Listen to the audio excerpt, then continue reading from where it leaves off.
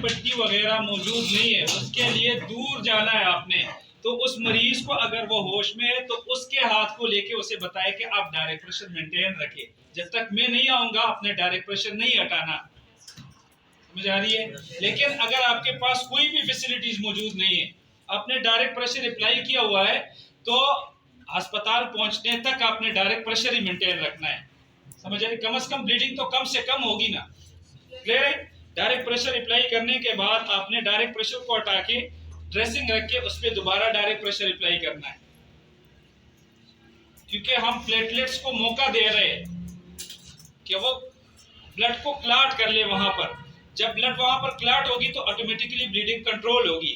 फिर उसके बाद आपने अप्लाई द बैंडेज। फिर आपने प्रेशर बैंडेज बांधनी है। बैंडेज को आपने प्रेशर से बांधना होता है।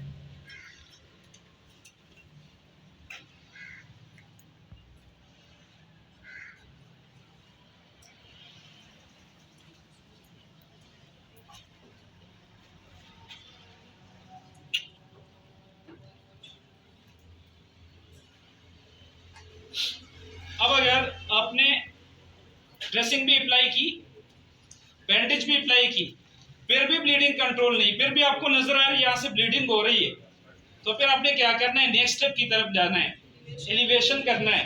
अगर एलिवेशन से भी ब्लीडिंग कंट्रोल ना हो जाए, फिर आपने टर्निकेट को अप्लाई करना है। टर्निकेट आपने किस तरह अप्लाई करना है?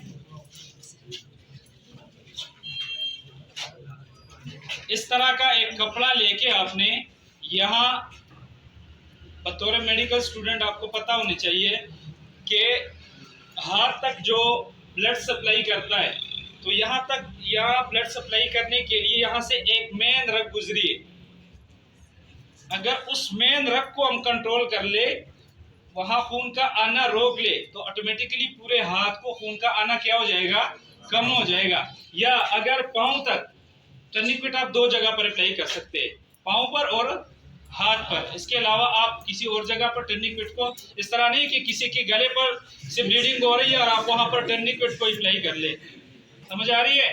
तो आपने सिर्फ अपर एक्सट्रीमिटी और लोअर एक्सट्रीमिटी पर टर्निकेट को अप्लाई करना है। समझ आ रही है? तो आपने टर्निकेट को कौन सी जगह पर अप्लाई करना है? प्रेशर पॉइंट पे अप्लाई करना है। प्रेशर पॉइंट वो होता है जहां से मेन रग गुजर रही होती है। तो ये हाथ का प्रेशर पॉइंट है और पांव का ये प्रेशर पॉइंट है। यहाँ से फेमोरल आर्टरी और यहाँ से ब्रेकियल आर्टरी गुजरी है। समझ आ रही है? तो किस तरह आपने बांधना है इसको? आपने सबसे पहले एक सिंपल नाट देनी है इस तरह। फिर उसके सेंटर में आपने कोई हार्ड चीज रखनी है, बॉल पॉइंट वगैरह या कोई लकड़ी का छोटा सा टुकड़ा आपने उसके सेंटर में रखना है, और फिर उसे आपने एक और सिंपल नाट देनी है।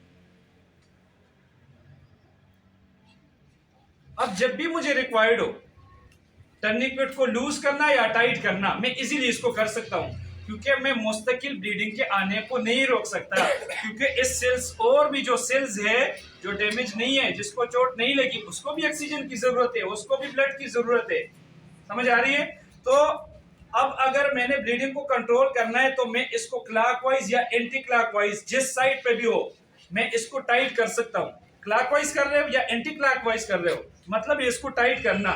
5 से लेकर 10 मिनट के लिए मैंने टर्निकेट को बांधे रखना है। लेकिन अगर 1 मिनट के बाद भी मुझे यह पता लग जाए कि अभी इस हाथ की उंगलियों में या हाथ में इसमें ब्लैकनेस आ रही है, ये ब्लैक होता जा रहा है, इट मीन कि इसको ऑक्सीजन की सप्लाई बिल्कुल बंद हो गई है या ब्लड का आना मुकम्मल रुक गया है, ये इसमें गैंग्रीन बन सकता है, इस हाथ को मुकम्मल काटना पड़ सकता है, तो हमने एक आज़ा को बचाते हुए पूरे हाथ को उससे नुकसान नहीं पहुंचाना। हमारा काम है नुकसान को कम से कम लेके आना, मजीद नहीं बढ़ाना। समझ आ रही है? तो अगर आपको 1 मिनट के बाद भी पता लग जाए कि अभी इसमें ब्लैकनेस आ रही है, तो इसको पूरी लूज कर ले 1 से 2 मिनट के लिए। अभी देख ले, अगर ब्लीडिंग रुक गई है तो टर्निकेट की जरूरत नहीं, इसे रिमूव कर ले। लेकिन अगर फिर भी ब्लीडिंग हो रही है तो फिर दोबारा इसको आप टाइट कर सकते हैं। लेकिन अगर उसमें ब्लैकनेस नहीं आ रही तो 5 से लेकर 10 मिनट के बाद आपने 1 से लेकर 2 मिनट के लिए दोबारा टर्निकेट को लूज करना है, और अगर ब्लीडिंग हो रही है दोबारा उसे टाइट कर ले, नहीं हो रही इसको रिमूव कर ले। क्लियर है? किसी का कोई सवाल?